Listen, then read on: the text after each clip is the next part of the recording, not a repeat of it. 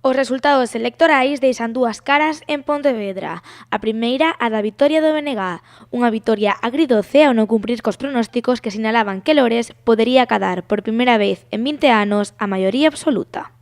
E durante este mes, incluso na xornada de reflexión, pois hubo unha, en fin, unha, como diríamos, como lle podíamos chamar, unha ofensiva, non?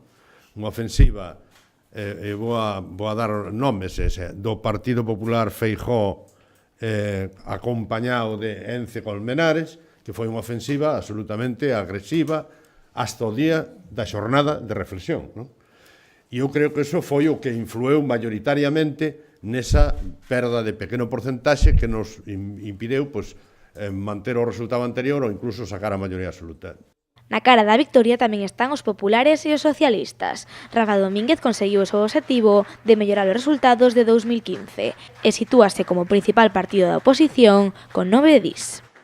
É un contexto moi complicado para o Partido Popular, é un contexto complicado a nivel nacional, é un contexto complicado a nivel autonómico. Hemos sacado un resultado que yo creo que podemos estar moderadamente satisfechos.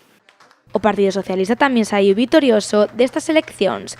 Parece que os resultados das xerais influíron nos pontevedreses e fixeron que Tino Fernández amplíe a 4 a súa representación. 4 concelleiros que poden ser a clave do vindeiro mandato. Creo que é unha boa noticia para o socialismo, é unha boa noticia para o partido e tamén para Pontevedra, que o Partido Socialista vai a ser definitivo, importante no futuro de Pontevedra, non?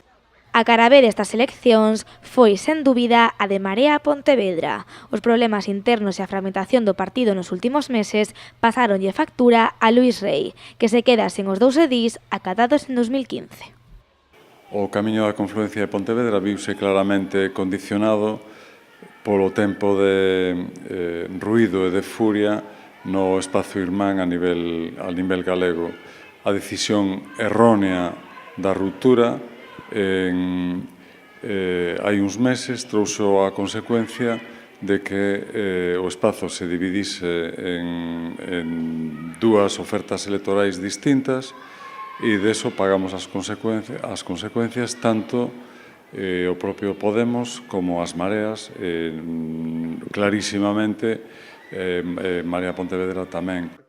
E no medio da vitoria e da derrota está Ciudadanos, que con Goyo Revenga á cabeza logrou manter o seu edil na corporación municipal. Hemos mantenido la concejalía, que era uno de los retos que teníamos, y dado como se ha puesto la noche, creo que ha sido un éxito.